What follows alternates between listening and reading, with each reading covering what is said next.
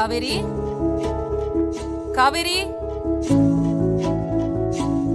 அமராவதி, ரம்யா.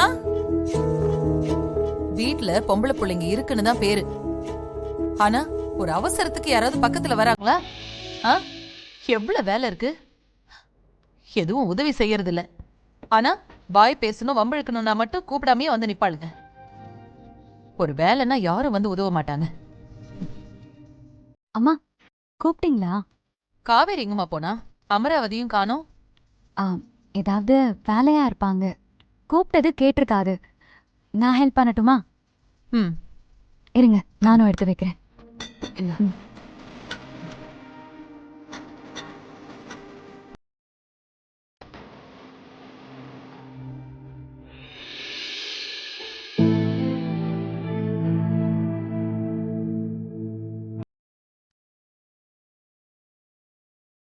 அம்மா தூபக்காலிங்க. தூபக்கால் இங்கதானமா இருந்துச்சு. தட்டுல இருக்கான்னு பாரு. அங்க இருக்கு. ஆ, கொடுங்க. இருக்குல்ல. இந்த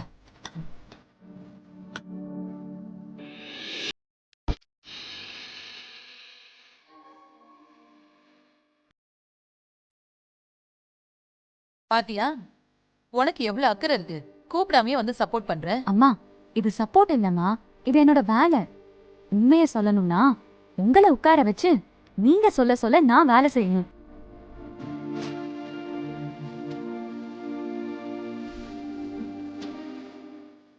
என்னாச்சுமா? ஏன் நான் அப்படி பாக்குறீங்க? நான் ஏதாவது தப்பா சொல்லிட்டேனா? நீ தப்பா சொல்லுவியா?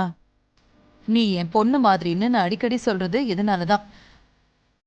நான் நினைச்சதும் என் பக்கத்துல இருக்க. அம்மா கூப்பிட்டியாமா?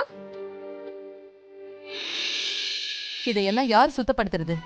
அதான் உன் ஆசை மருமக இருக்காங்களே, நாங்களா இதுக்கு பின்பாட்டு பாடவா? ஏன் ஜனனி மட்டும்தான் செய்யணுமா?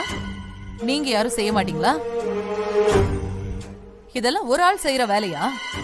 இன்னும் எனக்கு எவ்வளவு வேலை இருக்கு. கூட மாட ஹெல்ப் பண்ண மாட்டேங்கிறீங்க. என்ன பண்ணிக்கிட்டு இருக்கீங்க?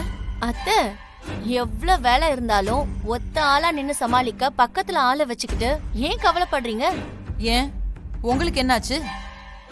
வர வர உனக்கும் செல்ல அதிகமாயிடுச்சு ரம்யா. எல்லாம் காவேரியும் அமராவதியும் கொடுக்கற சப்போர்ட்னாலதான். அத்தை, உங்க மருமகளுக்கு நீங்க கொடுக்கற சப்போர்ட்டை விடவா இப்ப உங்களுக்கு நாங்கெல்லாம் அடுத்த வீட்டு பிள்ளைங்க மாதிரி ஆயிட்டோம். விடுங்கம்மா, எதுக்கு வீணா பேசிக்கிட்டு.